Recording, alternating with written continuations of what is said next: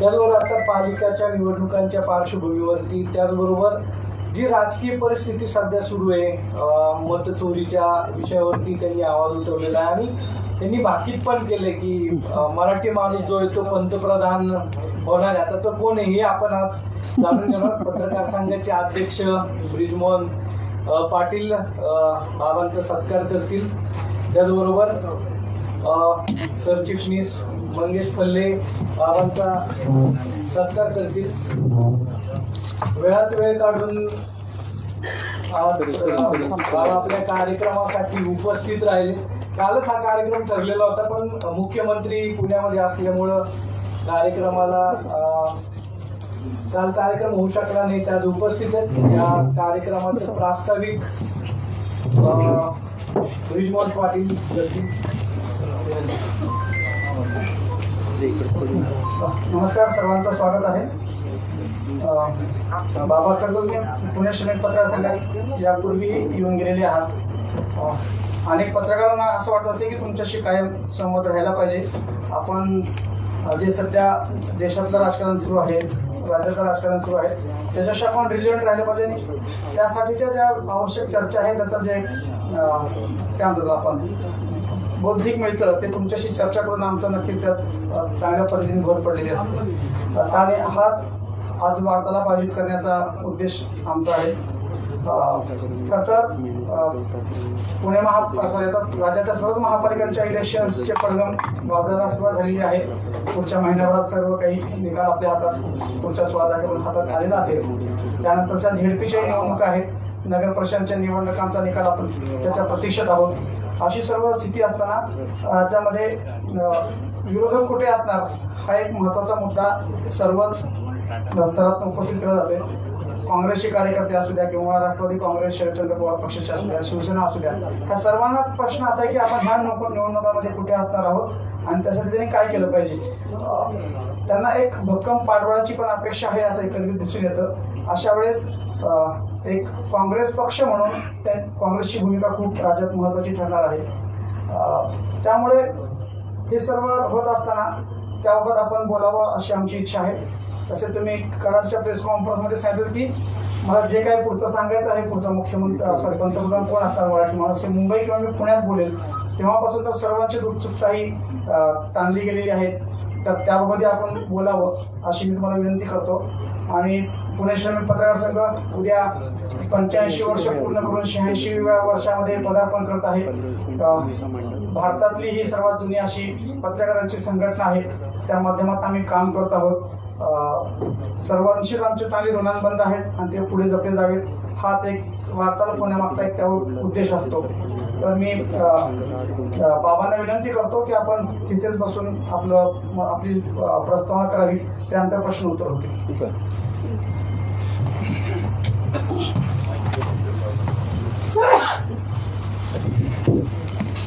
नमस्कार.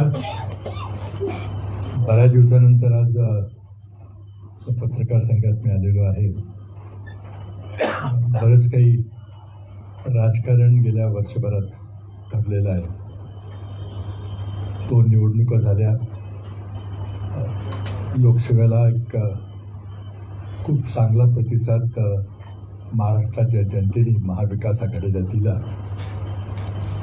आणि थोडंसं त्याचप्रमाणे विधानसभेलाही मतदान होईल आणि काँग्रेस सर्वात मोठा पक्ष म्हणून पुढे येईल आणि काँग्रेसचा मुख्यमंत्री होईल अशा थोड्याशा विश्वासानं किंवा आत्मविश्वासानं किंवा कदाचित अति आत्मविश्वासानं आम्ही विधानसभेला सामोरे गेलो. जागा वाटपाचा गोळ चालला. बरेच जण गुडघ्याला बाशिंग बांधून बसले होते की आता मीच होणार म्हणून, आणि त्याचा फटका थोडा आम्हाला बराच बसला.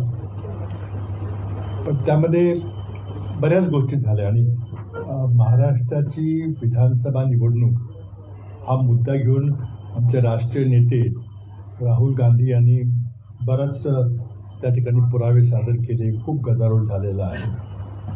मुळातच हरियाणा आणि महाराष्ट्राच्या निवडणुका वेगवेगळ्या केल्यापासून मनात शंका निर्माण झाली की शेवटी निवडणूक आयोग हे कुणाकरता, जनतेकरता काम करते का सरकारकरता हे एका राजकीय पक्षाकरता काम करते असा प्रश्न निर्माण झाला.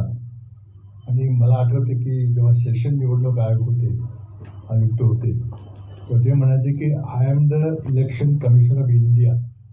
घटनात्मक ती पोस्ट आहे. आज हे इलेक्शन कमिशन हे भारत सरकारचं झालेलं आहे. त्यामध्ये फार मोठा फरक आहे. कारण निवडणूक आयुक्तांची निवड प्रक्रिया सरकारने बदलून टाकलेली आहे. त्यामुळं सरकार नेमेल तो निवडणूक आयुक्त. आता पूर्वी देखील सरकारच नेमत होतं, पण मध्यंतरी उच्च न्यायालयानं हस्तक्षेप करून निवड प्रक्रिया अशा प्रकारे करावी म्हणून काही सूत्र मांडलं. त्यामध्ये पंतप्रधान, विरोधी पक्ष नेते आणि सरन्यायाधीश असं सूत्र मांडलं होतं. पण ते भाजप सरकारला, मोदी सरकारला काही मान्य झालं नाही. त्याने मग ती प्रक्रियाच बदलली. त्यामुळं आता भारत सरकार म्हणजे जे सत्तेत सरकार असतं ते सरकार निवडणूक आयोग नेमतं. आणि त्यामुळे त्या निवडणूक आयोगाची विश्वासार्हता कमी झालेली आहे. आता पहिलं उदाहरण म्हणजे अचानक हरियाणा आणि महाराष्ट्राच्या निवडणुका हा वेगळ्या केल्या गेल्या. काही कारण नव्हतं, नेहमी त्या एकत्र होत असत. पण कुठंतरी भाजपला राजकीय लाभ मिळवून देण्याकरता ते झालं. तिथून सुरुवात झाली. राहुल गांधींचा एक मोठा मुद्दा त्यांनी घेतला आणि त्याचे बरंच सादरीकरण केले की कशा प्रकारे मतदार याद्यामध्ये घोळ आहे. निवडणूक झाले, निकाल लागले, बऱ्याच अनपेक्षित निकाल लागले. विश्लेषण तुम्ही लोकांनी केलं, आम्ही अंतर्गत केलं की लाडक्या बहिणीचा किती फरक पडला किंवा आणखी काही लोकप्रियतेचे निर्णय. सरकारी पैशातून पैसे वाटले गेले, थेट पैशाचा वापर खूप मोठ्या प्रमाणात झाला. सगळ्या गोष्टी झाल्या नंतर ओबीसी मराठा त्यामध्ये वाद निर्माण करण्याचा प्रयत्न झाला आणि पोलरायझेशन तिथं झालं. मग दलित समाजामध्ये बुद्धिस्ट दलित आणि हिंदू दलित तिथं पोलरायझेशन झालं. मग जिथं पोलरायझेशन करता येईल तिथं भाजपने पोलरायझ केलं. आणि अर्थात निवडणूक जिंकण्याकरता ज्या काही अटकली कराव्या लागतील त्या त्यांनी केल्या. परंतु आमच्या काँग्रेस पक्षानं आणि राष्ट्रवादी काँग्रेसचे नेते शरद पवार, उद्धव ठाकरे सर्वांनी मिळून निवडणूक झाल्यावर आम्हाला सांगितलं की जे सर्व पराभूत उमेदवार आहेत त्यांनी निवडणूक याचिका दाखल करावी. तर निवडणूक याचिकेचं काही होत नाही हे मला माहिती आहे. कारण मी बऱ्याच ठिकाणी मी जेव्हा प्रभारी होतो तेव्हा आम्ही लोकसभा निवडणुकीमध्ये निवडणूक याचिका केली होती. पण ते 5 वर्षात काहीच निकाल लागत नाही कधी सांगितलं. आणि त्यामुळे त्याला काही अर्थ नाही असं मला वाटलं होतं. पण वरून आगडं झालं की नाही, तुम्ही केल्याशिवाय इतर कोणी करणार नाही. शेवटी आमच्या 50 लोकांनी विरोधी म्हणजे जे पराभूत झालेले महाविकास आघाडीचे उमेदवार आहेत त्यांनी हायकोर्टामध्ये निवडणूक याचिका ते ठराविक वेळेच्या आत 45 दिवसात आम्ही केलेली आहे. आता ते सुनावणी त्याची चालू आहे. आणि माझी याचिका बॉम्बे हायकोर्टहून कोल्हापूर बेंचला गेलेली आहे. त्यामुळे थोडंसं तिथं नवीन वकील वगैरे देणं हे चाललेलं आहे. त्यामध्ये मी माझ्या मतदारसंघापुरती मी माहिती बहुतेक मुंबईला किंवा इथं मी प्रस्तुत करेन की त्यात आमचा काय अनुभव आहे. आणि माझ्या मतदारसंघापुरतं बोलायचं झालं तर फार मोठ्या प्रमाणात डुप्लिकेट मतदार तिथं नोंदणी केली गेली, फार मोठ्या प्रमाणात. आणि ते नंतर मी तिथं थोडंसं ती यादी जी आम्हाला दिली जाते ती मशीन रिडेबल नाही आहे. त्याला ती PDF फॉर्मॅटमध्ये मिळते. कारण मशीननी डुप्लिकेट नावं शोधणं कम्प्युटरने हे सहज शक्य नसतं. त्याला खूप उठाठेवी करायला लागते. ती आम्ही सगळी केली. काँग्रेस पक्षानेही महाराष्ट्राच्या सर्व 288 मतदारसंघामध्ये ती माहिती गोळा केलेली आहे. ते AICCमध्ये आमचे तामिळनाडूचे खासदार सेंटिल म्हणून आहेत, शशिकांत सेंटिल, ते माझे IAS अधिकारी आहेत. ते त्याचं काम दिल्लीला AICCमध्ये बघत आहेत. मी माझं मतदारसंघापुरतं मी पाहिलं काम आणि त्याचे मी आकडे प्रस्तुत करीन. त्यामुळं अर्थात एकदा निवडणुकीत निकाल लागला की मग सगळेच म्हणतात की माझ्यावर अन्याय झाला वगैरे असेल. पण तरी पण मुख्य मुद्दा असा आहे की निवडणूक आयोगानं जी डुप्लिकेट नावं आहेत ती काढली पाहिजे, ती काढली नाही. आणि ते सहज शक्य आहे संघटनेने. आज इतके आपल्याकडे पॉवरफुल सॉफ्टवेअर वगैरे सगळे करणारी माणसं आहेत. पण निवडणूक आयोग का करत नाही. आज माझ्या मतदारसंघातले जे माथाडी कामगार वगैरे मंडळी आहेत ती बरीचशी माणसं 50-60 हजार माणसं मुंबईला रजिस्टर्ड आहेत आणि माझ्या मतदारसंघात आहेत आणि दोन्ही ठिकाणी मतदान करतात. कारण निवडणुका एकदम होत नाहीत. एकदा महापालिकेच्या असतात पण तिथं महापालिकेला इथं करतात, मग आमच्या ग्रामपंचायत असेल किंवा विधानसभा असेल परत तिथं जाऊन करतात. तर काही ठिकाणी आमच्या सोयीस्कर असतं म्हणून आम्ही म्हणतो असू द्या, काय हरकत नाही. पण हे चुकीचं आहे की निवडणूक यादीमध्ये एका माणसाला एका ठिकाणीच आपलं मत नोंदवायचा अधिकार आहे. कुठेही करू शकतात, कुठलाही माणूस भारतात कुठेही नाव नोंदवू शकतो. फक्त राहण्याचे पुरावे द्यायला लागतात आणि थोडीशी सकृतदर्शकी थोडी चौकशी करावी लागते. निवडणूक आयोग तिथे करायला अपेक्षित असतं. पण इतक्या मोठ्या प्रमाणात डुप्लिकेट वोटर्स काय आहेत? माझ्या मतदारसंघाचं जर सांगितलं, सगळी यादी वगैरे मी फॉर्मली एकदा प्रेस कॉन्फरन्समध्ये दाखवेन, सगळ्यांना पुण्यात दाखवेन, मुंबईत दाखवेन. पण माझ्या मतदारसंघामध्ये 12,000 मतदारांची नावं 48,000 ठिकाणी आहेत माझ्या मतदारसंघात फक्त, एकूण 3,15,000 मतदारांपैकी. आणि जर शेजारचे 5 मतदारसंघ मी धरले तर त्या प्रत्येक मतदारसंघातल्या 5,000 नावं कॉमन आहेत. एकूण जर पाहिली तर जवळजवळ 60-70 हजार माणसाची नावं डुप्लिकेट आहेत. आम्ही ते सगळी नावं छापून सगळे दाखवून दिले. त्याला तो भाग माहिती असेल, कराड परिसर, त्यांना ते गावाची नावं, बूथ वगैरे सगळं कळेल, त्यांना माहिती असेल आणि ते कोणी तपासायला हरकत नाही, कारण ते सगळी यादी मी ओपन ठेवलेली आहे. त्यामध्ये माझं एकच म्हणणं आहे की निवडणूक आयोगाची जबाबदारी आहे की मतदार यादी क्लीन असली पाहिजे. एकाचं नाव एकाच ठिकाणी पाहिजे, एकदाच मतदान करता आलं पाहिजे. बोटाला शाई लावते त्याला काही अर्थ नाही, लगेच ॲसिटोन वगैरे वापरून ते लगेच शाई पुसून टाकता येते. आणि त्यामुळं मल्टिपल वोटिंग हे मोठ्या प्रमाणात झालेलं आहे. आता याचा पुरावा काय, तसं एका विशिष्ट लिमिटपेक्षा जास्त काही देता येणार नाही. पण एवढं आहे की मला मागच्या निवडणुकीपेक्षा जास्त मतं पडली तरी माझा पराभव झाला, कारण विरोधी पक्षाच्या मताला आणखी बरेच त्यापेक्षा जास्त वाढली. कुठून वाढली, कशी वाढली? तर एक गोष्ट निश्चित आहे की डुप्लिकेट मताचा विषय फार गंभीर आहे.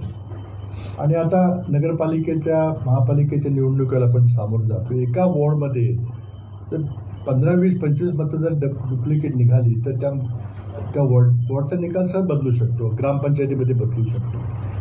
तर हा आमचा निवडणूक आयोगावर आक्षेप आहे की तुम्हाला करता येणं शक्य आहे, पण तुम्ही मुद्दाम करत नाही, सत्ताधारी पक्षाला लाभ मिळावा म्हणून. तर ती आता लढाई ही राष्ट्रीय पातळीवर राहुल गांधी लढत आहेत, आम्ही आमच्या पातळीवर, लोकल पातळीवर लढू. पण उद्देश एवढाच आहे की 5 महिन्याच्यात एवढा मोठा फरक लोकांत झाला, त्याचं गणित अजून काय आम्हाला उलगडत नाही.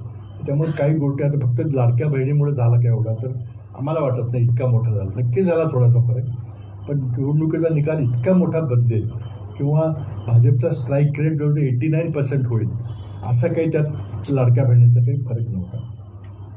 त्यामुळं सगळ्या निवडणूक प्रक्रियेवर प्रश्नचिन्ह उपस्थित झालेलं आहे. नुकत्याच आमच्या नगरपालिकेच्या निवडणुका झाल्या, आता तिथं मताचा रेट 8-8 हजार रुपयेपर्यंत गेला. काही ठिकाणी तर मी ऐकले की आणखी कुठे गेला होता. म्हणजे लोकशाही म्हणायचं का? हे कुणाचं अपयश आहे? निवडणूक आयोगाची काही जबाबदारी नाही का, सरकारची जरी नसली तर? आणि त्यामुळं अशा प्रकारे जर आपण होऊ दिलं, आणि याला सर्वस्वी भाजपचं केंद्रीय नेतृत्व जबाबदार आहे. महाराष्ट्रात आज जे काही चाललेलं आहे ते काही कोणाला माहीत नाही किंवा केंद्रात माहीत नाही असं नाही आहे. तुम्ही सुरुवातीला सरकार स्थापन करताना जे आमदारांची खरेदी विक्री केली तर ती भाजपच्या केंद्रीय नेतृत्वाच्या पांद्याची होऊ शकत नाही. म्हणजे हे सगळी सिस्टम करप्ट करायला कारणीभूत एक व्यक्ती आहे, वरचे 1-2 माणसं आहेत. तर आमचा स्पष्ट आरोप आहे, स्वतः नरेंद्र मोदी याला जबाबदार आहे. आणि इथं जर थांबवायचं असतं तर एकनाथ शिंदे असतील काय देवेंद्र फडणवीस असतील, एका फोन कॉलवर सगळं थांबून जाईल इथला भ्रष्टाचार, करप्शन. पण त्यांनाच करायचं सगळे.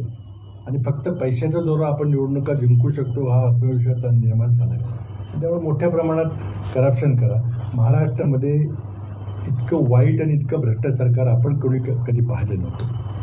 अर्थात आम्ही कमी पडतोय त्याला, त्यांचा भ्रष्टाचार उघड करायला, किंवा जर करायची संधी मिळाली तर पुढं काय होत नाही, कोर्ट काही दाद देत नाही, कुठं कुणाकडं न्याय मागावा, काय करावा, RTIमध्ये काही माहिती मिळत नाही. पुण्यातले जे आता जमीन घोटाळे चाललेले आहेत काहीच त्याला कुठं काय होत नाही. थोडे दिवस मग विरोधी पक्ष आपला आवाज उठवते, पण काही त्याला कोणाला प्रतिसाद मिळाला की ते थांबतं सगळं. आणि इतके असं 5वी बहुमत मिळालेलं आता महायुतीला की विरोधी पक्षाचा आवाजच दबलेला आहे. तरी पण मला वाटतं की जरी कमी माणसं असली तरी भांडता येईल, भाजपचं करप्शन एक्सपोज करता येईल.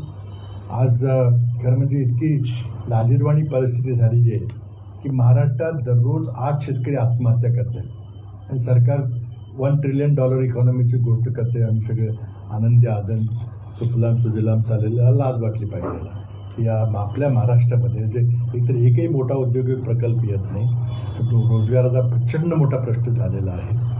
आणि त्यामुळं आता लोक कधी त्यांना लक्षात येईल पुढच्या वर्षी समजा AI मुळं नवीन नोकऱ्या मिळण्यामध्ये जर मोठा परिणाम होईल तर काही होईल, तेव्हा लक्षात येईल लोकांना की सरकार हे झोपलेलं आहे. फक्त त्यांना सिव्हिल कॉन्ट्रॅक्ट, रस्त्याचे कॉन्ट्रॅक्ट, बांधकाम कॉन्ट्रॅक्ट पाहिजे कारण त्यातून कमिशन मोठ्या प्रमाणात मिळतं आणि कमिशनचं सरकार चाललेलं आहे सगळं. आता 10 लाख कोटीचं कर्ज झालेलं आहे, कॉन्ट्रॅक्टरची बिलं दिली जात नाही, अनेक गोष्टी आहेत. पण तो प्रामुख्यानं शेतकऱ्याची आत्महत्या, बेरोजगारी वगैरे अत्यंत महत्त्वाचे विषय आहेत. म्हणजे सरकारला सहज हाताळता येण्यासारखे आहेत, पण ते हाताळायची इच्छाशक्ती नाही आहे. किंवा मग गुजरातचा जो माफिया आहे, तेल माफिया वगैरे, सोयाबीन इम्पोर्ट करायचं, तिथं आपल्या शेतकऱ्यांना दर द्यायचं नाही, तो खूप गंभीर बाब आहे. आता आपण म्हणू शकाल की तू विरोधी पक्ष म्हणून तुम्ही का कमी पडताय? मी कमी पडतोय मी मान्यच करतो की आमची संख्या कमी आहे, परंतु लोकांचे प्रश्न घेऊन रस्त्यावर उतरलं पाहिजे. तर पुढे आमचे वेगळे मुद्दे तिथं जास्त हायलाईट होत आहेत. परंतु शेवटी विरोधी पक्ष जर प्रभावी नसेल तर त्या लोकशाहीला काय अर्थ राहतो? आज आपली अशी परिस्थिती आहे की जर विरोधी पक्षांनी जर आपला पुन्हा आवाज जर जनतेपर्यंत पोचवायला जर आम्ही कमी पडलो तर मग आम्ही सुद्धा त्या लोकशाहीच्या हत्येमध्ये सहभागी आहोत असं म्हणावं लागेल. तेव्हा आज एक खूप विदारक परिस्थिती झालेली आहे. त्यामध्ये काही घटना घडतायत, काही बद्दल मी बोललो थोडंसं, बरेच कुतूहल निर्माण झालं. खूप लोक मला प्रश्न विचारतात तुम्ही कशा आधारावर काही बोलला, की मुद्दाने काही ठिकाणी कराडला एका पत्रकार परिषदेत बोललो होतो की या पुढच्या महिन्याभरात कदाचित मराठी माणूस पंतप्रधानपदी बसू शकेल. की त्याचं का बोललो, काय बोललो, तर ते बऱ्याच ठिकाणी मी स्पष्टीकरण दिलेलं आहे. आपल्याला पाहिजे असेल तर इथे आणखी मी करी चुकेल स्पष्टीकरण. पण 2-3 दिवस थांबून 19 डिसेंबरपर्यंत काय होते आपण बघूया. 19 डिसेंबर का महत्त्वाचे ते मी सांगेन. दिल्लीमध्ये एक महत्त्वाचा विषय केंद्र सरकारनं कालच घेतला आहे आणि तो म्हणजे माझ्या दृष्टीने जरा महत्त्वाचा आहे कारण मी ते खातं हाताळलेलं आहे आणि तो म्हणजे अणुऊर्जा खातं जे आहे ते. त्यामध्ये एक निर्णय असा घ्यायचा चाललेला आहे की अणुऊर्जा निर्मिती विषय जो आहे तो संपूर्णपणे भारत सरकारने सार्वजनिक कंपन्यांच्या मार्फत करावा असा आपला कायदा आत्ता आहे, विद्यमान कायदा. त्या कायद्यामध्ये आज मोदी सरकारने त्या कायद्यामध्ये बदल करून त्यामध्ये खाजगी क्षेत्राला शिरकाव करून द्यायचा निर्णय घेतलेला आहे. तो काल कॅबिनेटने निर्णय घेतला आहे आणि ते विधेयक संसदेमध्ये मांडलं गेलेलं आहे. आणि त्याचबरोबर जर आपण बाहेरून अणुभट्ट्या विकत घेतल्या आणि त्या अणुभट्टीमध्ये काही दोषपूर्ण काही माल आला असेल आणि त्यातून जर काही अपघात झाला तर का अणुभट्टी चालवतो आणि वीज निर्माण करतो ती भारतीय सरकारची कंपनी त्यांनी द्यायची. त्याबद्दल पार्लमेंटमध्ये विधेयक मांडलं होतं आणि त्यामध्ये मी असं त्या ठिकाणी मागणी केली होती की जगात एकमेव देश भारत असा एक देश की ज्या देशामध्ये भोपाल गॅस ट्रॅजेडीसारखा ॲक्सिडेंट झाला होता. त्यामध्ये हजारो माणसं मृत्युमुखी पडली होती आणि काहीतरी अपंग झाले होते आयुष्यभराकरता. आणि तो माणूस तो युनियन कार्बाईडचा जो अमेरिकन माणूस होता तो गेला पळून आणि मग सगळे नुकसान भरपाई द्यायची पाळी आपल्यावर होती. तरी काही थोडे पैसे दिले. पण असं जर घडलं तर मग आम्ही कोणाकडे जायचं, दाद कोणाकडे मागायची. म्हणून मी त्यामध्ये काही तरतुदी केल्या होत्या की जो सामान पुरवठा करेल त्याची जबाबदारी असेल. तर ते अमेरिकन सरकारला ते मान्य नव्हतं. त्यांचं म्हणणं आहे की आम्ही समजा 100 रुपयाचा माल पुरवला तर आम्ही 100 रुपयाची नुकसान भरपाई देऊ. किती माणसं मेली काय झालं तर आमचा काही संबंध नाही. तो कायदा आम्ही थोडं कडक केला होता. त्यामुळं परदेशी कंपन्या भारतात काही गेली 2008 पासून 17 वर्ष झाली कोणी आल्या नव्हत्या. आता तो कायदाही बदलायचं चाललेला आहे आणि अमेरिकन कंपन्या जे म्हणतात की फक्त आम्ही जितक्या पैशाचा माल पुरवू तेवढ्यालाच आम्ही उत्तरदायित्व असणार आहे. हा ही सुद्धा बाब अतिशय चुकीची आहे. परंतु सरकारने निर्णयच घेतलेला आहे की अदानींना या क्षेत्रामध्ये प्रवेश द्यायचा आणि अणु ऊर्जा निर्मिती खाजगीकरण करायची, त्यामध्ये फार धोका आहे. त्यामध्ये मी लेख वगैरे लिहीन बहुतेक पुढच्या आठवड्यामध्ये काहीतरी, कारण 1992मध्ये बुश राष्ट्रपती असताना त्यांनी निर्णय घेतला की प्रत्येक राष्ट्राकडं भरपूर अण्वस्त्र आहेत. जगाला अनेक वेळेला आपण रांगोळी करू इतके अण्वस्त्र आहेत, त्याची उडीची गरज नाही, ते थोडे कमी असले तरी चालतील. म्हणून मग 92 साली निर्णय झाला की आता अणु चाचण्या आपण बंद केल्या पाहिजे. आपण भरपूर अणु चाचण्या केल्या, आता करायची काही गरज नाही. आत्ता 92 पासून आत्तापर्यंत 33 वर्ष हा जो मॉरेटोरियम आहे की अणु चाचण्या करायच्या नाहीत, तो सर्व देशांनी पाळलेला आहे. भारताने 99 साली अटल बिहारी वाजपेयींनी अणु चाचणी केली, त्यानंतर आपण काही केलेलं नाही कुठेही, आणि त्यानंतर सगळं बंद झालेलं आहे. पण गेल्या महिन्यामध्ये राष्ट्रपती ट्रम्प यांनी सांगितलं की अमेरिका आता पुन्हा अणु चाचण्या करायला सुरुवात करेल.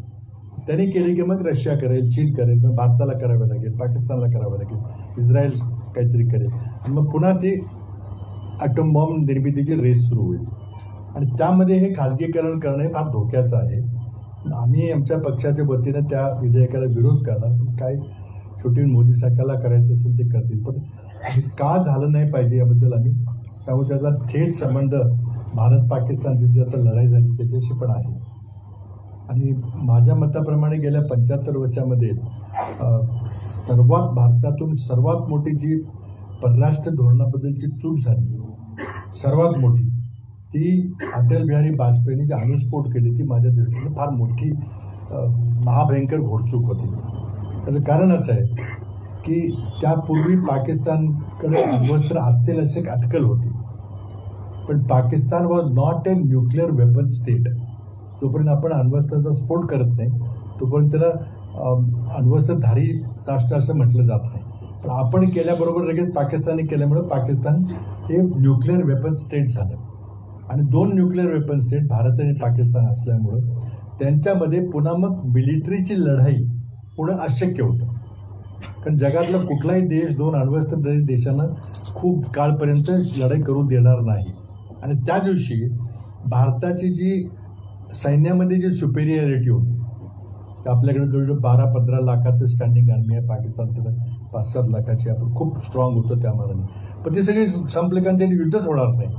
त्यामुळे तुमच्याकडे 12 लाख सैन्य आहे का 25 लाख सैन्य आहे का 1 कोटी सैन्याला काय अर्थ राहिला नाही, कारण युद्धच होणार नाही, कोणी करूनच देणार नाही. पण ते आता आपण ऑपरेशन सिंदूरमध्ये पाहिलं की मिलिटरीची 1 किलोमीटर सुद्धा कुठं हालचाल झाली नाही.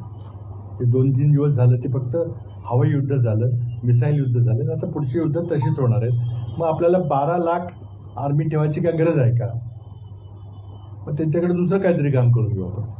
तर आता हे सगळं बदललं आहे. त्यामुळे पाकिस्तान आपण पाकिस्तानपेक्षा 10 पट मोठी अर्थव्यवस्था आहे, तरी पण आपली आता पॅरिटी झालेली आहे, कारण त्या एका चुकीमुळे. कारण कुणीही तुम्हाला आता हॉट वॉर समोरासमोर रणगाड्याचं युद्ध किंवा बंदुकी युद्ध किंवा एकमेकाच्या प्रदेशात आपलं सैन्य जाऊन तो प्रदेश काबीज करायचं होणं शक्य नाही. कारगिल जेव्हा युद्ध झालं तेव्हा क्लिंटनचे सारखे फोन होते की तुम्ही थांबवा आता लगेच. आणि आता सुद्धा आपण पाहिलं की लगेच ट्रम्पचे फोन सुरू झाले आणि थांबवा म्हणून शेवटी ट्रम्पने थांबवलं आणि आपल्याला काही करता आलं. आणि त्यामुळं मग एक असा विषय निघाला की मग मोदींनी काय मान्य केलं, पहिल्या दिवशी आपला संपूर्ण पराभव झाला. 7 तारखेला जे हवाई युद्ध अर्ध्या तासात झालं त्यामध्ये आपला टोटल पराभव झाला, कोणी मान्य करो वगैरे न करो.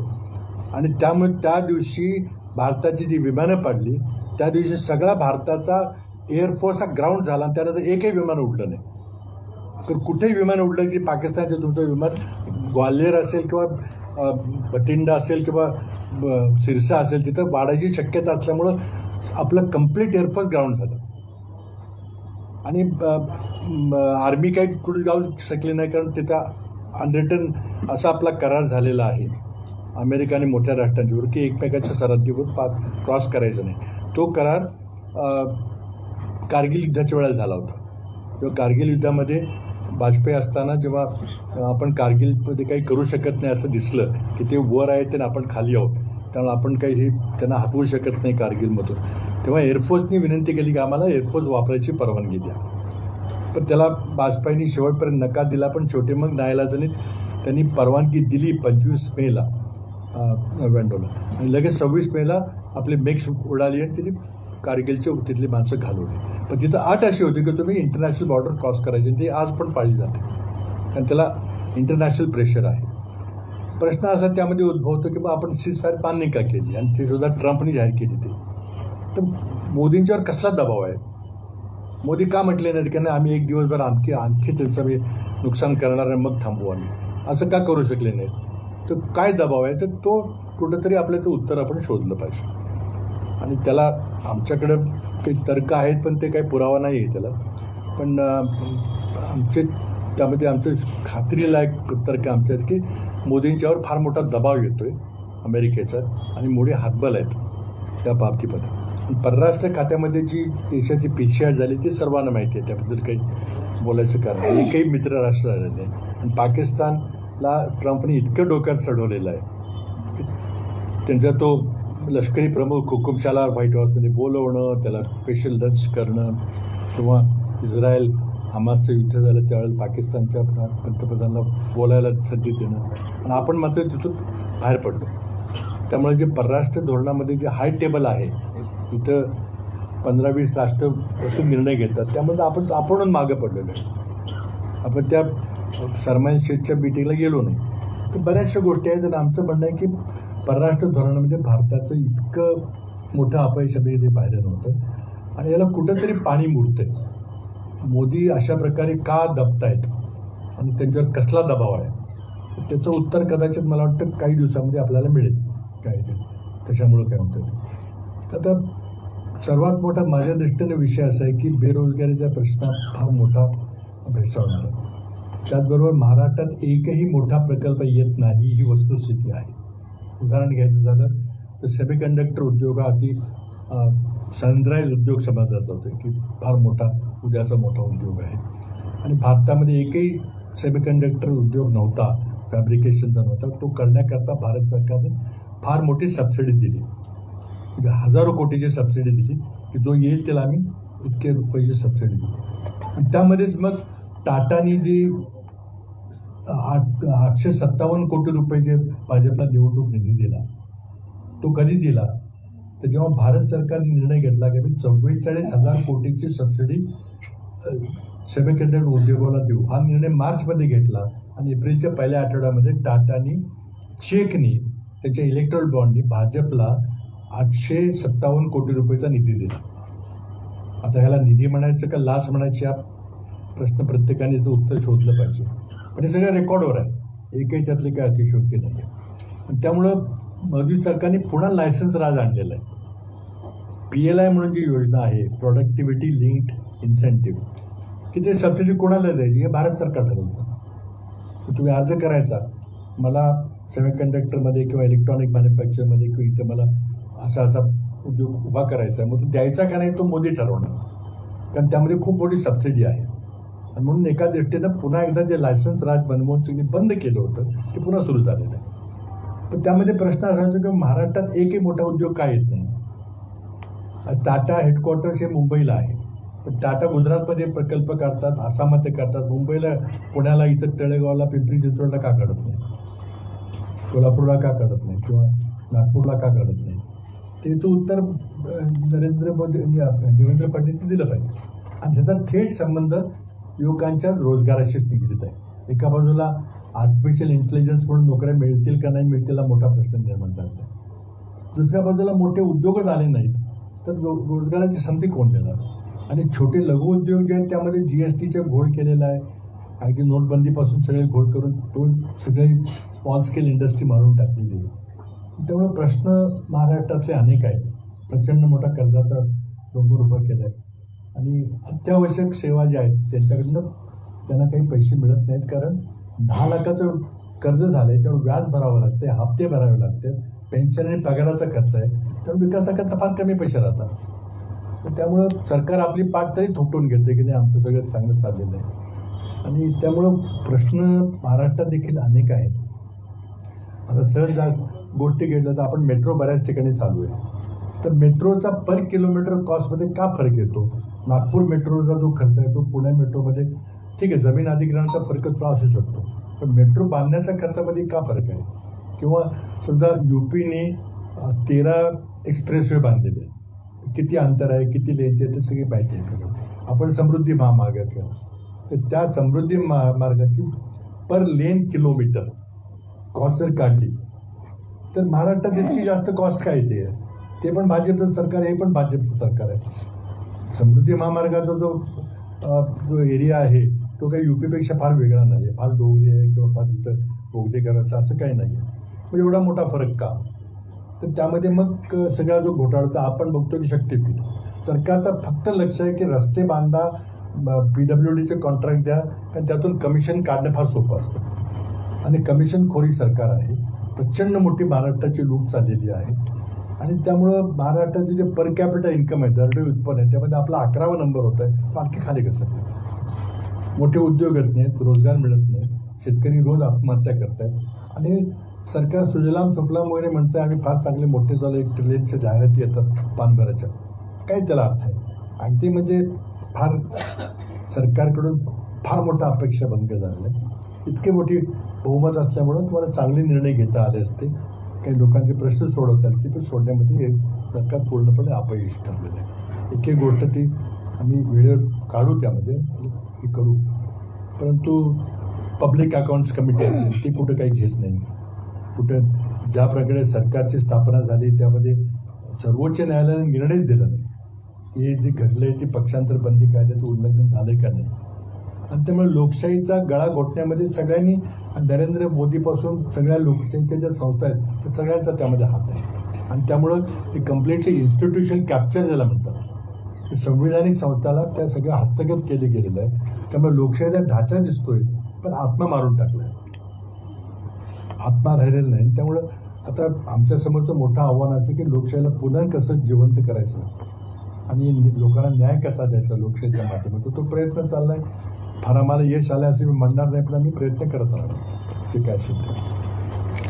बाकी प्रश्न बरेच आहेत, कुठे कारण नसताना वंदे मातरम सारखे विषय करून लोकसभेचा वेळ दिला जातो, पण तिथं चर्चा मात्र विधेयकावर कधी होत नाही, झाली पाहिजे.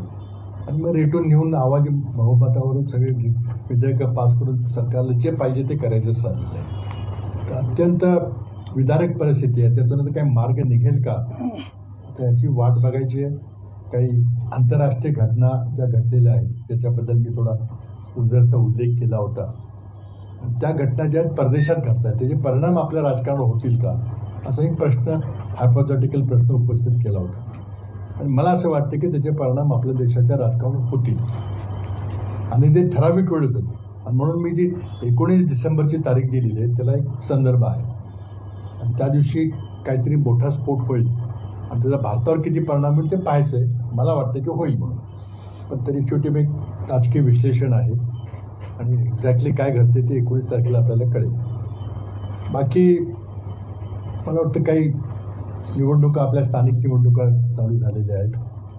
वेळापत्रक थोडं विचित्रच आहे, त्यामुळं प्रचाराची वेळ आपली जी नेहमी 24 तास आधी आपण प्रचार बंद करू ती आता पुढं ढकललेली आहे आणि फार गलथान कारभार चाललेला आहे.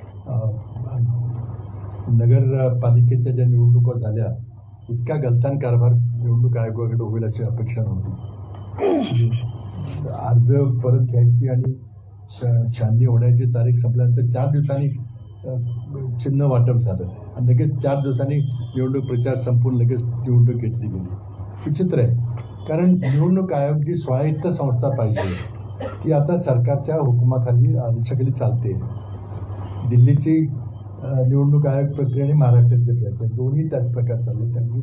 त्यामुळं लोकांचा या प्रक्रियेवरून विश्वास उडत चाललेला आहे. आणि मला वाटतं मोदीने हेच पाहिजे की लोकशाहीमध्ये विश्वास नष्ट करायचा आणि मी सगळं चांगलं करेन, मला सगळं माहिती आहे आणि मी देशाचं सुजलाम सुफलाम करून काहीतरी बोगस घोषणा करायचं की 1947 साली आमचा देश विकसित राष्ट्र होईल. कोणीही त्याच्याबद्दल चर्चा करायला पुढे येत नाही की कसं होईल, काय तुमची विकसित राष्ट्राची कल्पना काय. आणि म्हणून बोगस जाहिराती द्यायच्या की आमचं विकसित होईल, हे इतकं बोगस आहे की आत्ताच्या विकास दराप्रमाणे होऊ शकत नाही. पण तुम्ही व्याख्या देत नाही की विकसित म्हणजे काय, आणि फक्त जाहिराती द्यायच्या पूर्ण पाहण्याची की आमचं सगळं काही चांगलं होणार आहे आणि स्वतःला विश्वगुरू म्हणायचं. जगातले लोक हसतात सगळे तिथं त्याच्याकरता. तिथं 80 कोटी लोकांना तुम्हाला अन्नधान्य पुरवल्याशिवाय त्यांना जगवता येत नाही आणि तुम्ही विश्वगुरू याची गप्पा मारताय. पण तरी शेवटी आता मोदी आहेत, त्यांना निवडणुकीमध्ये विजय मिळवायची अटकल त्यांना लक्षात आली. आमच्या काही चुका झालेल्या आहेत, होत आहेत अजून. त्यामुळं आता चाललेले आहेत. आता मार्ग कसा काढायचा आमच्यासमोर प्रश्न आहे. मी बरेच वर्षे ज्यांनी राजकारण बघले ते थोडंसं वेदना होतात की कुठं देश आपला निघाला, काय आपली क्षमता आहे, काय करू शकतो, काय करतो आपण. अशा पार्श्वभूमीमध्ये आम्ही आज आहोत. आम्ही आमची जबाबदारी काही झटकून टाकत नाही. आमच्या चुका होत आहेत. आम्ही ज्या प्रकारे प्रभावीपणे विरोधी पक्ष म्हणून काम केलं पाहिजे, इंडिया आघाडीला एकत्र घेऊन केलं पाहिजे, तिथं आम्ही कुठेतरी कमी पडतोय ह्याची आम्हाला जाणीव आहे. पण त्यातून आम्ही अंतर्गत आत्मपरीक्षण करून त्यात काय बदल करता येईल ते करायचा आमचा प्रयत्न चालेल. धन्यवाद. काय असेल तर मग आपण चर्चा सुरू करू. तुम्ही अनेकदा अणुऊर्जा प्रकल्पाबद्दल आणि संदर्भाबद्दल वाक्य केलं. असं या प्रकल्पाला भाजपच्या नेत्यांचाही काय विरोध आहे का खासगीकरणामध्ये? कारण तुम्ही मागे एक वक्तव्य म्हणले होते की पंतप्रधान हा मराठी होणार. या दोन्ही संदर्भ काही जोडतात नाही. आता दोन वेगळे प्रश्न आहेत, दोन्ही मिक्सअप करू नका. अणुऊर्जेच्या बाबतीमध्ये खाजगीकरण करण्याचा निर्णय काल सरकारने घेतलेला आहे. घेणार असे म्हणत होते, पण काल विधेयक मांडलेलं आहे आणि तेव्हा आता त्यावर चर्चा होईल. माझा वैयक्तिक त्याला विरोध आहे, कारण मी जवळजवळ 7-8 वर्ष त्या खात्याचं काम पाहिलेलं आहे. आणि मनमोहन सिंग सरकारनं भारत अमेरिका अणु करार जो केला तो एक ऐतिहासिक करार होता आणि त्या कराराचे आपल्याला फायदे चांगले मिळालेले आहेत.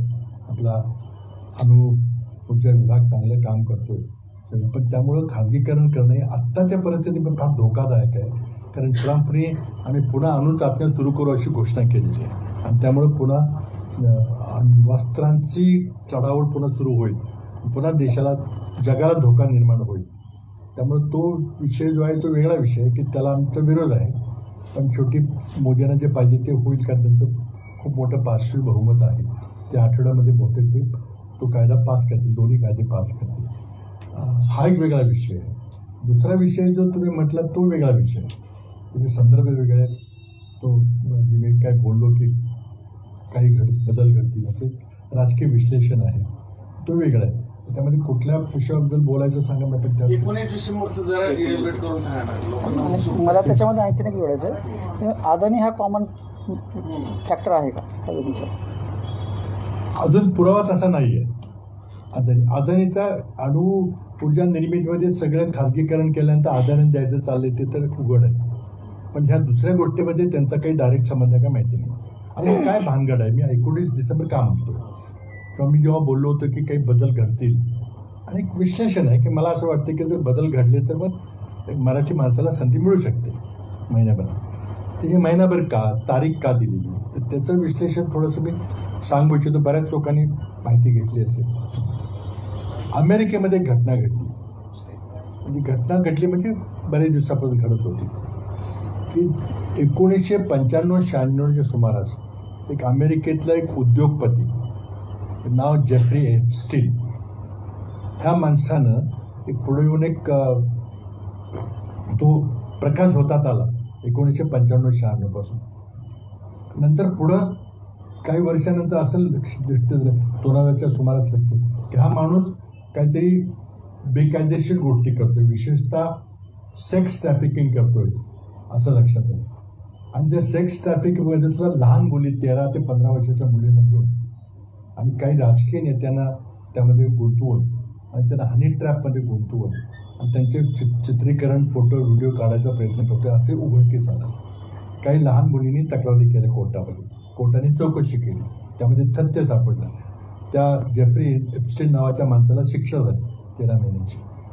नंतर पुन्हा आणखी काही मुली पुढे आल्या की आमचा सेक्शुअल एक्सप्लॉयटेशन केलं लहान मुलींनी, असं त्याच्या पेरेंट्सनी तक्रारी वगैरे केल्या.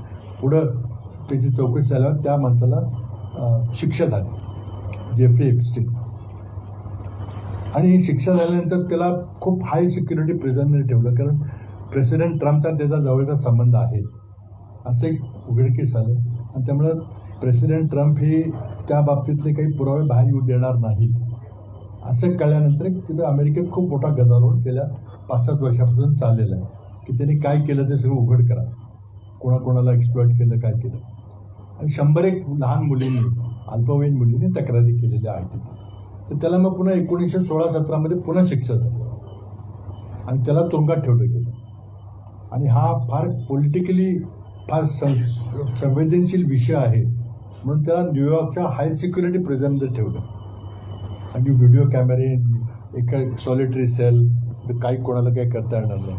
पण ऑगस्ट 2019 मध्ये त्याचा मृत्यू झाला तुरुंगामध्ये. आणि अमेरिकन सरकारने जाहीर केलं की याने आत्महत्या केली.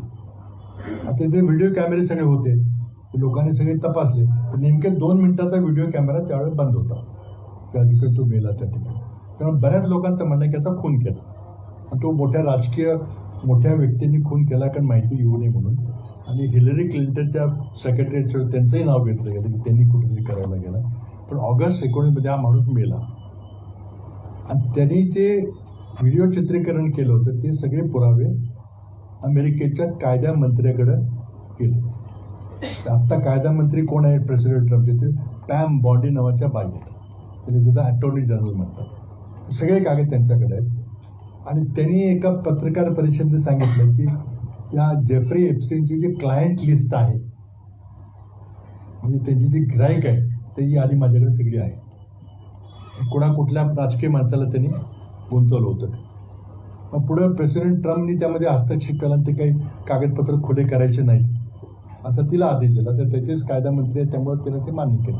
मग ती म्हटली नाही आता आम्ही काही कागदपत्र जाहीर करणार नाही. झालं काय की प्रेसिडेंट ट्रम्पचे पार्टी जी रिपब्लिकन पार्टी आहे त्याची त्यांच्या संसदेमध्ये मेजॉरिटी आहे.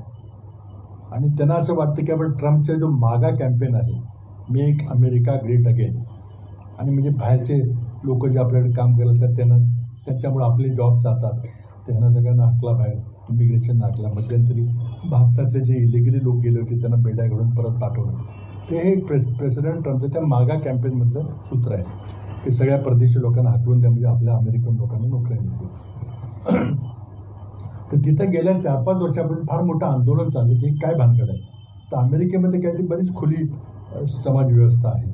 आधी म्हणजे अगदी तिथे 2-4 खून करून सुद्धा माणूस बाहेर जाऊ शकतो, काय होत नाही त्याला. किंवा एखाद्या बायकोबरोबर कोणी पळून गेला तरी कोणी काय फार त्याचा विषयच मानत नाही. पण बाल यौन शोषण हा विषय तिथे फार गंभीरतेने घेतला जातो, तो बिलकुल कुणी सहन करत नाही. आणि त्यामुळं मोदींच्या रिपब्लिकन पार्टीच्या खासदारांनी सुरुवात केली की कागद सगळे उघडे करा आणि यामध्ये जे माणसं जबाबदार आहेत किंवा ज्यांनी हा देहव्यापार लहान मुलींच्या बरोबर केलेला आहे तर त्यांची नावं उघड झाली पाहिजेत. असं एक आंदोलन गेल्या 3-4 वर्षापासून चाललेलं आहे. आणि आता इतकं प्रेशर वाढलं की पुढच्या वर्षी त्यांच्या निवडणुका आहेत. आणि त्यामुळं जरी प्रेसिडेंट ट्रम्पकडे बहुमत असलं रिपब्लिकन पार्टीचं, त्यांना पुन्हा निवडणुकीला सामोरं जायचं. आणि त्यांनी प्रेशर सुरू केलं की बा तुम्ही जर हे जाहीर नाही केलं तर आमच्यावर त्याचे परिणाम होतील, आम्ही पुन्हा निवडून येणार नाही. म्हणून प्रेसिडेंट ट्रम्पच्या रिपब्लिकन पार्टीने त्याच्यावर प्रेशर टाकले की सगळं खुला करा, नाहीतर लोक आमच्यावर शंका घेतील वगैरे. आणि त्या प्रेशर खाली प्रेसिडेंट ट्रम्पच्या पुढे प्रश्न पडला की आता उघडतं केलं तर बऱ्याच लोकांची नावं निघतील, नाही केलं तर आपल्या पक्षाच्या लोकांचं खूप मोठं प्रेशर आहे. आणि या वातावरणामध्ये या गेल्या 2 महिन्यापूर्वी रिपब्लिकन पार्टीच्या खासदारांनी निर्णय घेतला की काय नाही, ते काय व्हायचं ते होईल, पण सगळे कागदपत्र खुली करा. आणि त्याकरता मग रिपब्लिकन पार्टी डेमोक्रॅटिक दोघांचं एकमत झालं. आणि गेल्या 19 नोव्हेंबर 2025 रोजी अमेरिकन संसदेने कायदा पास केला. त्या कायद्याचं नाव आहे एप्स्टीन फाईल्स ट्रान्सपरन्सी ॲक्ट. तेव्हा तो गुगल केलं तर तुम्हाला सगळी त्याची माहिती मिळेल. मी काही नवीन सांगतो असं नाही, त्यातलंच सांगतो तुम्हाला. त्या कायद्यामध्ये काय म्हटलेलं आहे की एप्स्टीनची जी तो मेला जरी असला तर त्याची जे कागदपत्र किंवा त्याचे फोटोग्राफ, व्हिडिओ क्लिप्स, ईमेल सगळं जी माहिती आहे त्याला एकंदरीतपणे एप्स्टीन फाईल्स असं नाव आहे. तर ते एप्स्टीन फाईल्स सगळ्या खुल्या करा असा अमेरिकन संसदेनं कायदा केला. त्या कायद्याचं नाव आहे एप्स्टीन फाईल्स ट्रान्सपरन्सी ॲक्ट. आणि 19 नोव्हेंबरला राष्ट्रपती ट्रम्पने त्याच्यावर सही करून तो कायदा पारित झाला. कायद्यामध्ये काय म्हटलेलं आहे की 1 महिन्याच्या आत सगळे कागदपत्र 20 GB डेटा आहे ते सगळे कागदपत्र खुले करा. त्यामध्ये पुन्हा अशी अट आहे की त्यामध्ये कुठलाही भाग लपवता कामा नये.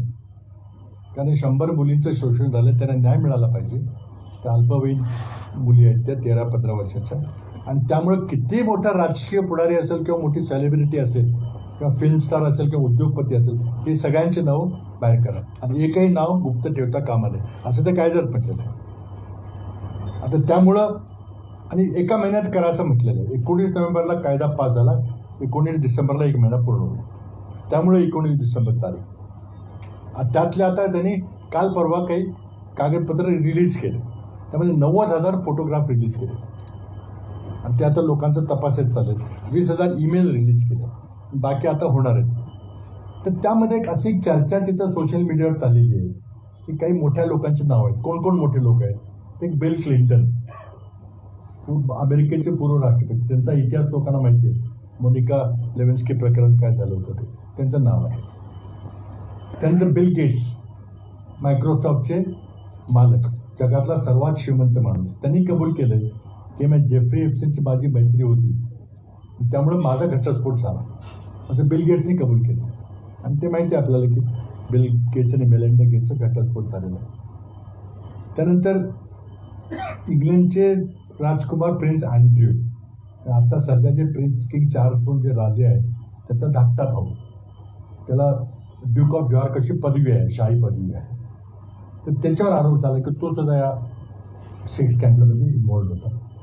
तर त्यांनी नंतर मग ते ज्या मुलीने आरोप केले, नाव घेतलं की हा माणूस म्हणजे माझ्यावर त्यांनी अत्याचार, त्यांनी $15 मिलियन सेटलमेंट केली.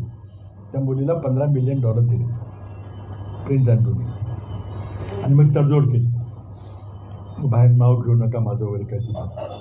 आणि तिकडे मग इंग्लंडमध्ये परत गेल्यावर किंग चार्ल्सने आपल्या धाकट्या भावाच्या सगळ्या शाही टायटल्स काढून घेतल्या. ड्यूक ऑफ यॉर्क म्हणून टायटल ती काढून घेतली आणि तो राजघराण्याचे काही संबंध नाही असं जाहीर केलं. आणि तो सामान्य नागरिक म्हणून जगतोय. आता त्यांनी काही कबूल केलं नाही, पण पैसे दिले वस्तुस्थिती आहे. प्रेसिडेंट ट्रम्पचे खूप फोटोग्राफ तिथं त्या जेफ्री एप्स्टाईन बरोबरचे आहेत. दार बंद करा. त्या वातावरणामध्ये अनेक राष्ट्रांचे मोठी राजकीय व्यक्ती, मोठ्या उद्योगपती, मोठे सेलिब्रिटी हे आहेत अशी चर्चा सोशल मीडियावर आहे. त्याचबरोबर इस्रायलचे माजी पंतप्रधान इहॉक बेरेड त्यांचं नाव आहे. खूप मोठ्या लोकांचे नाव आहे. आता 19 तारखेला काही नावं प्रकट होणार आहेत, म्हणून 19 तारीख महत्वाची, आणि ती कोणी लपवणार नाही नाव, जे असेल ते येईल. फक्त कोर्टाने एवढं म्हटलेलं आहे की त्या लहान मुलींची नावं देऊ नका, त्यांच्या आयुष्याचा प्रश्न आहे, तर तेवढंच फक्त काढून टाका. समजा एखादा फोटोग्राफ असेल तर त्या मुलीचा चेहरा फक्त काळा करा, म्हणजे मुलीचं कोण आहे ती ओळखली जाणार नाही. ते स्वाभाविक आहे. आपण कधी इथं भारतात देखील आपण अशी काही घटना घडली बलात्काराची तर आपण आयडेंटिफाय करत नाही कोणाला, कारण ते आयुष्यभर तो कलंक राहतो. ते सोडून एकाही माणसा त्यात कायद्यात म्हटलेलं आहे. आणि तुम्ही आत्ता गुगल जर केलं, एप्स्टीन फाईल्स ट्रान्सपरन्सी ॲक्ट म्हणून जर गुगल केलं तर सगळी माहिती तुम्हाला आता सहज मिळेल. आणि त्यामध्ये अगदी म्हटलेलं आहे की किती मोठा व्यक्ती असला कुठल्याही देशातला तरी त्याचं नाव लपवायचं नाही, का त्या मुलीला न्याय मिळाला पाहिजे. आता तिथल्या सोशल मीडियावर चर्चा अशी आहे की भारतातली काही नावं आहेत,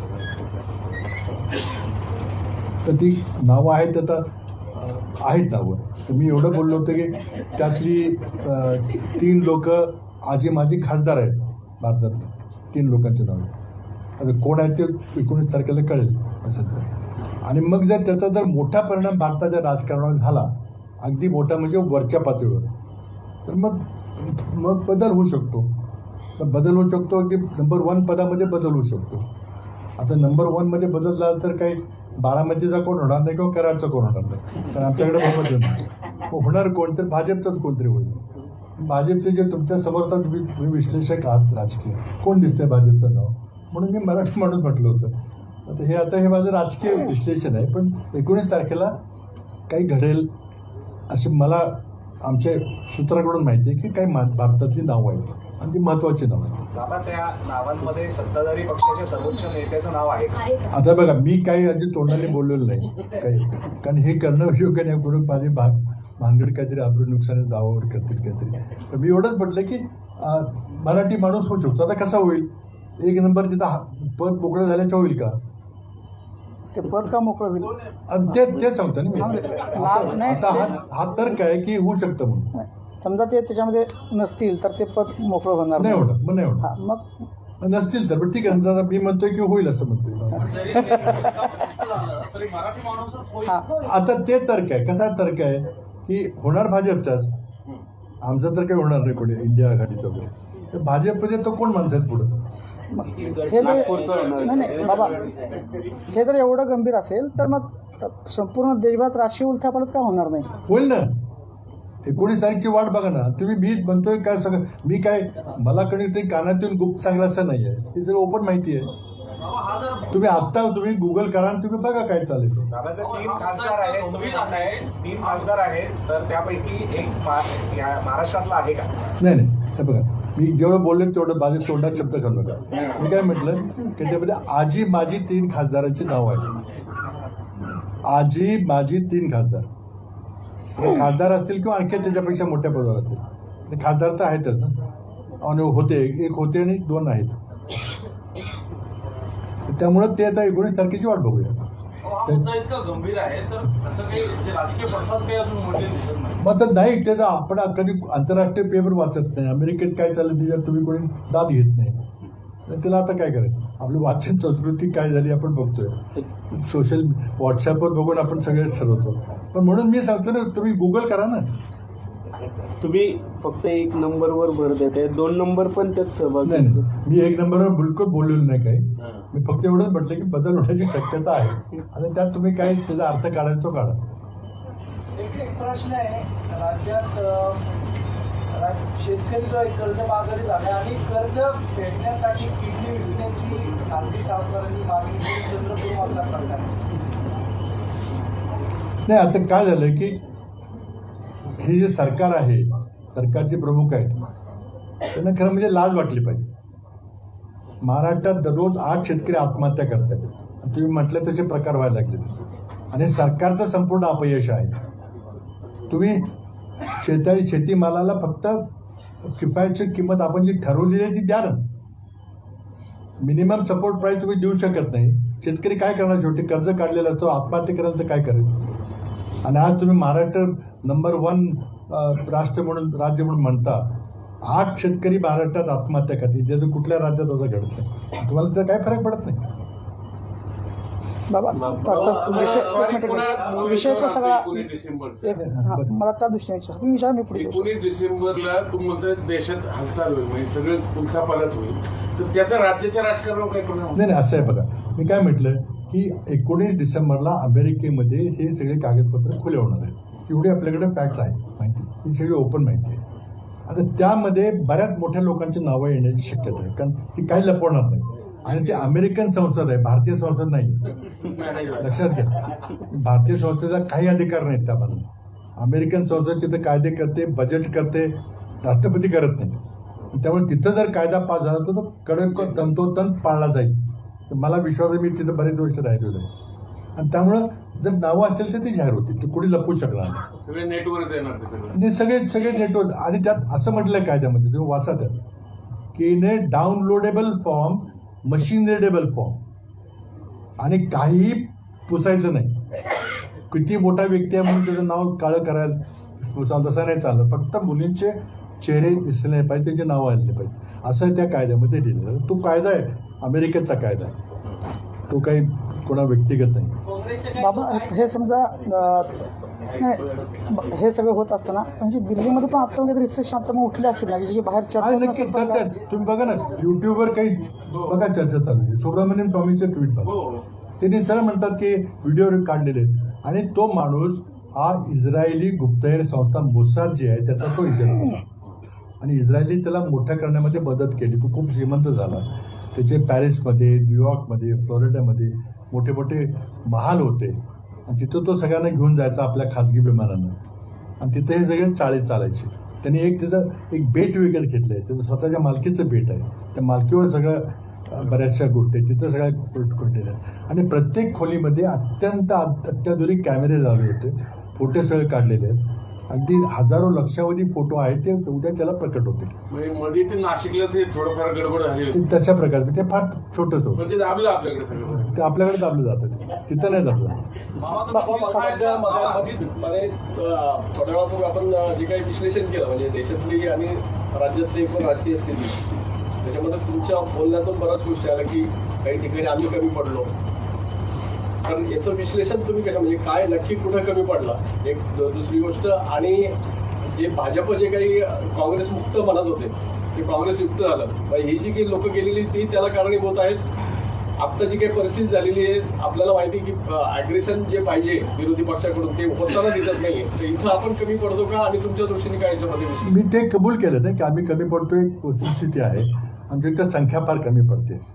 आणि ते काय झालं, ही निवडणुकीनंतर जे अचानक असा जो निकाल लागला, आमची संख्याच कमी झालेली आहे. आवाज इथं साधं विरोधी पक्ष नेतेपद पण दिलं जात नाही, म्हणजे दादागिरी त्यांची आहे सगळी. आणि ज्याला मुख्यमंत्री जबाबदार आहेत, मुख्यमंत्री अध्यक्ष आणि सभापतीच्या आड दाब लढतात की त्यांना निर्णय घ्यायचा, बिलकुल खोटा आहे ते. हा सगळा निर्णय मुख्यमंत्र्यांनाच घ्यायचा आहे. शेवटी काही सभापती आणि अध्यक्ष त्यांच्या विरोधात काही स्वतंत्र काही वागणार नाही. एक परंपरा आपल्याकडे आहे की जरी किती छोटा विरोधी पक्ष असला तरी आपण विरोधी पक्ष नेतेपद देतो, त्याला काही अधिकार देतो, त्याला काही साधनं पुरवतो, त्याला कॅबिनेटचा दर्जा दिला जातो, विरोधी पक्षाला बसायला एक कार्यालय मिळतं. ही एवढी साधी गोष्ट आहे. पण जर तुम्हाला करायचं नसेल तर मग शेवटी सांगा की नाही करणार पडतो. आता पण नाही केलेलं. पण आम्ही कमी पडलो त्याची अनेक कारणं आहेत. आमचं अंतर्गत विश्लेषण चालू आहे. पण माझं स्वतःचं वैयक्तिक मत असं आहे की आम्ही लोकांचे प्रश्न घेऊन लढलं पाहिजे. आता संविधान बचाव, तिरंगा यात्रा, जय हिंद यात्रा हे ठीक आहे, पण त्यामध्ये फक्त काँग्रेसच्या लोक झेंडा घेऊन पुढे येतात, बाकी सामान्य जनता जोडत नाही, विशेषतः युवक बिलकुल जोडत नाही. तर युवकांना जोडण्याकरता आम्ही कमी पडलो. शेतकऱ्यांचे प्रश्न आम्ही त्या ॲग्रेसिव्हली मांडायला पाहिजे ते मांडले नाही. बेरोजगारीचे प्रश्न आहेत, आणखी औद्योगिकरण होत नाही, भाग असलेल्या भागामध्ये काही फरक पडत नाही. आज नागपूरला, अमरावतीला, नांदेडला इंजिनिअरिंग कॉलेज आहेत, पण सगळे मुलं पुण्याला येऊन तिथं काम करतात, कोणी परत जात नाही. हे असं लॉपसाइडेड डेव्हलपमेंट झाले, ते करण्यामध्ये आपण कमी पडलेलो आहे. आणि सरकारचं लक्ष फक्त मोठे महामार्ग बांधणं आणि त्यामध्ये कमिशन घेणं एवढंच चाललेलं आहे. सगळं उघड आहे, त्यामध्ये काही लपून ठेवायचं काही कारण नाही. अधिक कॉन्ट्रॅक्टर ठरतो. मध्यंतरी आपल्या सगळ्या नेत्यांनी पक्ष नेतृत्वाबद्दल एक पत्र पाठवलेलं होतं. 52 जण होते. सगळे तुमचे जे काही प्रमुख नेते आहेत त्याच्यात राहुल गांधींच्या संदर्भात त्यांनी 52 नेत्यांच्या सह्या होत्या त्याच्यात. सगळ्यांचं पत्र पाठवलेलं होतं पक्ष नेतृत्वाबाबत. तर आता तुमचं मत काय ते? नाही 52चं मला माहिती नाही कधी. 23 हां, पण ते आम्ही होतो त्यामध्ये, मी पण होतो त्यात. ते खूप जुनी गोष्ट आहे ती. मला वाटतं 3-4 वर्ष आता काय स्थिती आहे तुमचं पक्ष नेतृत्व तुमचं मत? आता बघा, आमच्या पक्षामध्ये काही चर्चा चालू आहे, पण त्याबद्दल काही मी बोलणार नाही. ती आमची चालू आहे चर्चा. किंवा आपण बिहारची इलेक्शन झाल्यानंतर चिंतेचं वातावरण निर्माण झालं, का आपण केलो. कर्नाटकमध्ये थोडंसं वाद चाललेला आहे, तो आपण का मिटवू शकत नाही. अशी काही चर्चा आमच्या अंतर्गत चालू आहे. मुंडवा जमीन वाट्यावर विरोधात आवाज का उठवत नाही? कुठले मुंडवा सगळं एवढं झालं, पार्थ पवारचं नाव आहे. नाव घेतलं, पण ते रेटून करत त्याचं FIR मध्ये नाव पण नाहीये. तेच ना. चौकशी तर केली पाहिजे. आता ते मांडलं आमच्या विधिमंडळामध्ये लोकांनी काही मांडलेलं आहे, पण आता किती प्रभावीपणे मांडले मला ते माहिती नाही. असं टाकल्यासारखं झालं. मी कोणी आवाज आंदोलन करत सगळंच मॅनेज केलं ना. ज्यांच्या संस्था आहेत त्यांच्यावर टांगती तलवार आहे की तुम्हाला ED लावतो, तुम्हाला CBI लावतो. त्यामुळे ज्यांच्या संस्था आहेत त्यांचा आवाज थोडासा क्षीण झाला. उगाच भानगड आपल्या मागे लागेल काहीतरी. असे फार थोडे आहेत आमच्यासारखे की आमच्या काही संस्था नाहीत, काही नाही. आम्ही बोलू शकतो. ते एवढं बोलायचं कोणाला धाडच नाही ना. चिंता तेच नाही, पवार फॅमिलीला एवढं का वाचवलं मी? दादांना सत्तेत घ्यायचं, पुन्हा चेक ठेवायचा, चेक अँड बॅलन्स राजकारण खेळत राहायचं इलेक्शनच्या सगळं. तर त्या पक्षात काय चाललं आता मी बोलणार नाही. काल पवारसाहेबांनी सर्वपक्षीय लोकांना निमंत्रण दिलं होतं त्यांच्या वाढदिवसाच्या निमित्तानं. सगळे आले होते. अडाणी होते, आमचे लोक, राहुल गांधी, प्रियंका गांधी होत्या, अजित पवार होते. ते एक पॅचअप झालेलं आहे असं दिसतंय कधी. पवार फॅमिली एकच आहे. आता तुम्ही बघता नाही, मी आता काय सांगितलं पाहिजे. मी पॉलिटिकली म्हणतो, मी तशी तर आहे जगाला माहिती. पॉलिटिकली पवार फॅमिली एकच आहे असं आता तुम्हीच बघताय ना, तर मी काय त्याचा तुम्ही जवळून बघताय जास्त. सीज फायरचा उल्लेख केला, हा. मोदींवर दबाव आहे असं म्हणाला तुम्ही, आणि ट्रम्प समोर ते हतबल आहे. हो. त्याचा संदर्भ या 19 डिसेंबरशी झाला. असू शकतो, पॉसिबल. ते उद्या कळेल 19 तारखेला. माझा तर स्पष्ट आरोप आहे की त्यांच्यावर दबाव आहे. आणखीन एक उदाहरण द्यायचं झालं तर इस्रायल हमासचं युद्ध चाललंय. एक मिसाईलचं खर्च $10 मिलियन आहे. इस्रायलकडे जेवढे मिसाईल होते ते संपत केले, पुन्हा नवीन विकत घ्यायची पाळी आली. आर्थिक परिस्थिती बिकट झाली. मोदी 10 फेब्रुवारीला अमेरिकेला गेले, तिथूनच डायरेक्टली 500 मिलियनची ऑर्डर इस्रायलला दिली डायरेक्ट. ती गरज होती का? भारताला ती शस्त्र पाहिजेत का माहिती नाही, चर्चा नाही, काही नाही, एकदम ऑर्डर देऊन टाकली. बऱ्याच गोष्टी घडत आहेत की त्यामुळं परराष्ट्र धोरण संबंध टोटली कोलॅप्स झालेले. त्यात काही त्याची चर्चा करायची असेल तरी मी सांगेन काय काय झालं ते. पाकिस्तानला एकदम वर आणून ठेवले ट्रम्पने, आणि प्रत्येक गोष्टीमध्ये भारताच्या विरोधात आयात कर लावायचा, टॅरिफ लावायची, सँक्शन लावायची, सगळं चाललेलं आहे. टोटली वन साइडेड चाललेलं आहे. कशामुळे मोदी हे का सहन करतायत? आणि त्यांचं ट्रम्पचं कुठं फाटलंय? काय अडचण झाली? इतकी दोस्ती होती, नमस्ते ट्रम्प कार्यक्रम, अबकी बार ट्रम्प सरकार सगळे केलं, मग कुठं बिनसलं? कशात घडलं? सगळं फेल झालं. कारण परराष्ट्र धोरण असं होत नाही, वैयक्तिक माहितीवर कधी अवलंबून नसतं.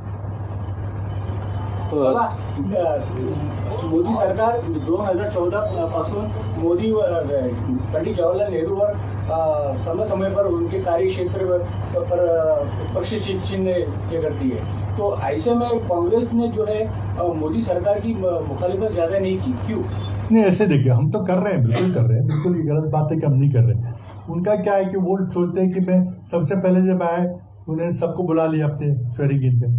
ऐसा लगा कि मैं बहुत पीस मेकर बड़ा हूँ, मेरे को नोबेल प्राइज मिल जाएगा. सबकी नज़र होती है नोबेल प्राइज मिलेगी, पीस प्राइज मिलेगा.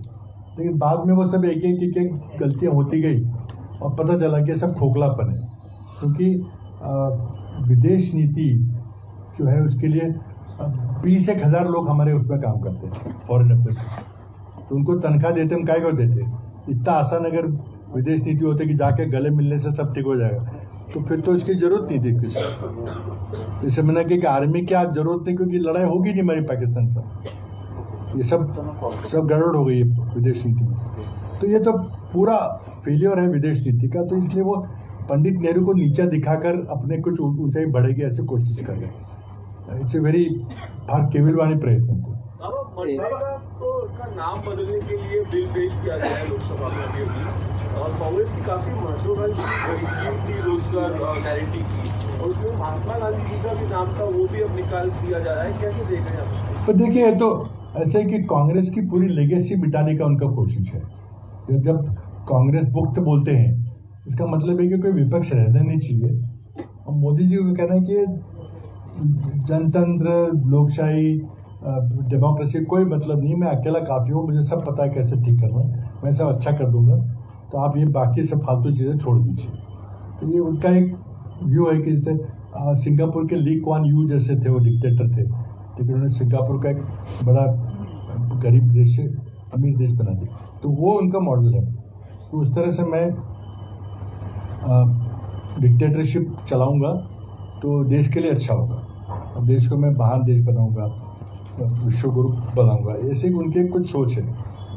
वो डेमोक्रेसी में बिल्कुल विश्वास नहीं रखते, और जो भी कांग्रेस की लेगेसी उसको मिटाने की कोशिश कर. नेहरू जी का नाम हटाना, इंदिरा जी का नाम हटाना, अब महात्मा गांधी का नाम हटाने की बात है. और मनरेगा के बारे में मोदी जी के मूल विचार क्या थे आपको पता है? उन्होंने जब मजाक उड़ाया था, लेकिन मनरेगा ही था जिसने कोविड के दौरान बचाया सब कुछ. कर्नाटकमध्ये डी.के. शिवकुमार की सिद्धरामय्या हे अजूनही सुरू आहे काँग्रेसमध्ये. मी असं बोललं जातं की डी.के. शिवकुमारांना दिलं जावं, पण ते दिलं जात नाही. मी काय चाललंय ते आता ते बघा, ते काय प्रत्येकाला महत्वाकांक्षा असते. डी.के. शिवकुमार आमचे युवा नेते चांगले तिथं आहेत. सिद्धरामय्या हे त्यांना विधिमंडळ पक्षाचा त्यांना चांगला पाठिंबा आहे. त्यामुळं तिथं त्या दोघांची महत्वाकांक्षा आहे, त्यातून मग काहीतरी भाग निघेल काहीतरी. बाबा खूप वर्षापूर्वीची गोष्ट आहे. आत्ता हे सगळे पवारांच्या घरी सगळे जेवायला गेले काँग्रेसचे नेते वगैरे. खूप वर्षापूर्वी तुम्ही एकदा पवारांचं पंतप्रधान जेव्हा चर्चा चालू होती तेव्हा तुम्ही जेवणाच्या त्या निमंत्रणामध्ये सगळ्या व्यवस्थित तुम्ही होतात आणि तेव्हा तुमचं मंत्रिपद अचानक कापलं गेलेलं होतं दिल्लीतनं. एक तो किस्सा जुना आहे. नाही नाही, दिल्लीतलं मंत्रिपद कधीच कापलं गेलं नव्हतं. काय काय आता ते सुरुवातीच्या काळात ते पवारांचं जेवण तुम्हाला तेव्हा महागात पडलेलं होतं. आता इतिहास आहे तो 91चा इतिहास आहे. 91ला मी पहिल्यांदा जेव्हा खासदार म्हणून गेलो त्यावेळेला राजीव गांधींची हत्या झाली होती आणि आता पंतप्रधान कोण होणार त्याबद्दल अटकली झाल्या होत्या. आणि त्या परिस्थितीमध्ये पवारसाहेब हे फार मोठे काँग्रेसचे नेते होते आणि नरसिंहराव हे कुठे चित्रात नव्हते, ते निवडणूक देखील लढली नव्हती.